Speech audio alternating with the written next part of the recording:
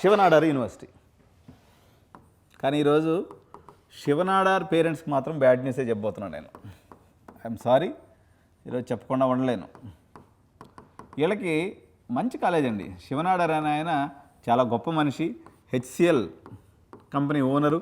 భారతదేశంలో పాపం చాలా చిన్న స్థాయి ఉద్యోగస్తులు ఎవరైతే ఉన్నారో 3 లక్షలు 4 లక్షల్లో అందరికీ లక్షలాది మందికి ఉపాధి అవకాశాలు ఇచ్చారు. ఆఖరికి ఇంటర్మీడియట్ అయిపోయిన వాళ్ళు కూడా తీసుకొని ఆయనే బీటెక్ చేయించి అనేక గొప్ప పనులు చేస్తున్నాడు. ఈయన మీద నాకు చాలా రెస్పెక్ట్ ఉంది. అంతేవిధంగా వీళ్ళు చెన్నైలో స్టార్ట్ చేసినటువంటి ఎస్ఎస్ఎన్ ఇంజనీరింగ్ కాలేజ్ ఏదైతే ఉందో, ఇప్పుడు కూడా తమిళనాడులో 475 కాలేజీలు ఉంటే నెంబర్ 1 ఇంజనీరింగ్ కాలేజ్ ఇది. అండ్ మోరోవరు ఎక్కడా లేని విధంగా భారతదేశంలో అకాడమిక్స్తో పాటు స్పోర్ట్స్ను కూడా చూసి అడ్మిషన్ తీసుకునేటువంటి ఏకైక కాలేజ్ భారతదేశంలో. I respect this college so much. కానీ వీళ్ళు దాని తర్వాత కాలంలో 2 యూనివర్సిటీస్ పెట్టారండి.